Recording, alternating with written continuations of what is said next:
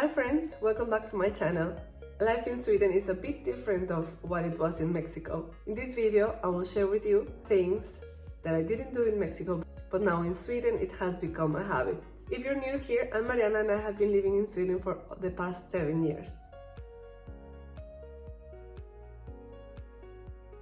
Sweden has a very good public transport system. You have timetables, you know where the next bus is coming, you know what to expect, you have screens with the next stop, so you know each way where you're going, where you're at. In Mexico it's not always like that.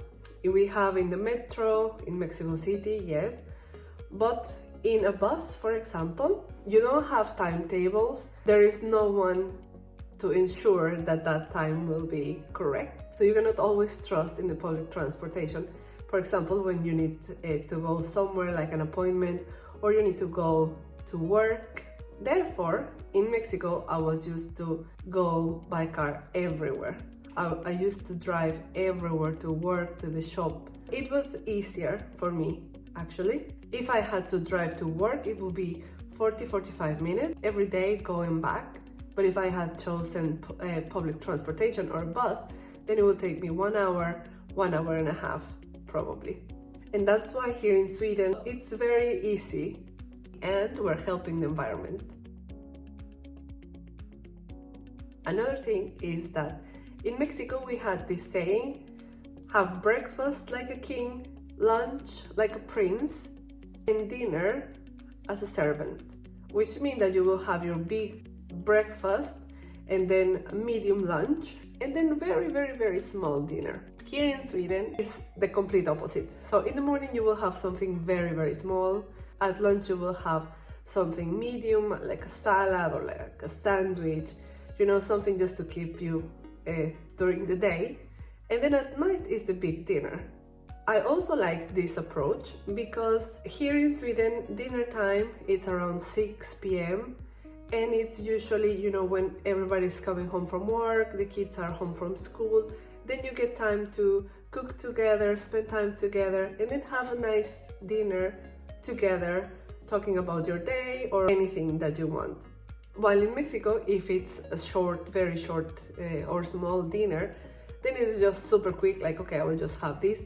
Yes, you can talk, of course, but it's not like the same feeling. What my problem is here, I am so used to have big breakfast that sometimes I have big breakfast, medium lunch, and big dinner. Today I have an excuse because I'm pregnant, but it's a bit hard because when I'm not pregnant, then I eat a lot. One thing that I never thought I would do and that I was very afraid of doing is letting my baby have a nap outside when it's winter. In Mexico, we don't have very cold temperatures. So when it's cold, same as when it's raining, then we don't go out. It's cold, you stay at home, you put nice blankets on you, nice sweaters, and then you stay nice and cozy inside. Here in Sweden, we cannot do that because it's very cold for a lot of months. So we need just to get used to it. So now I am also letting my baby nap outside. And it's very usual to see a lot of people just walking outside with their babies when it's very cold.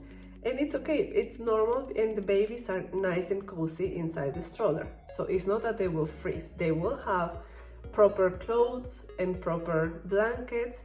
And it's always nice for the babies and it's very good for them to have nice fresh air. And they sleep better when it's a little bit chilly.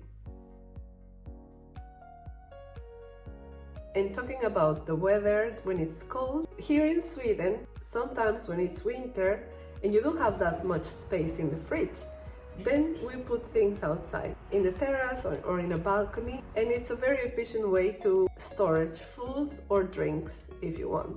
In Mexico, we cannot do that, at least in my city, because even if it's winter, even if it's cold, it can be cold in the morning, but then as the day passes, then the temperatures can go up to 25 degrees. It's nice, but it's not so nice when you have food outside. And talking about drinks, in Mexico, in my family, we recycle the cans for Coca-Cola or beer cans, and then you can go and sell them to get a little bit of money. When you're going to sell them, is that you sell them by weight. So they will have a scale, then you put your bag full of cans, they will weight it, and then they will give you 10-20 pesos for, I don't know, a kilo. So an efficient way to do it is just to step on the cans, make them small, and that way you will fit much more cans in one bag. But here in Sweden, you need to keep the cans intact. Otherwise, the machine where you go and put them, they cannot read the code and they cannot read the label, so then you will not get your money back. I think it's a funny and interesting thing to know, because I had some friends coming to Sweden a few years ago. They were staying in an Airbnb, and then my friend said like, yeah, I was trying to be very nice. We cleaned everything. So the beer cans, I just smashed them and put them in a bag. We cleaned everything very, very good. So I was just like, okay.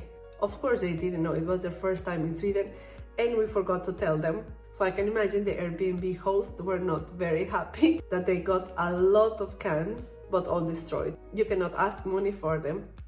So if you're planning to come to Sweden, or if you're in Sweden, just remember that you get money for the cans, but if they are in good condition so they can be read by the machine. But if you're in Mexico, then you can just crush them and make the job easier.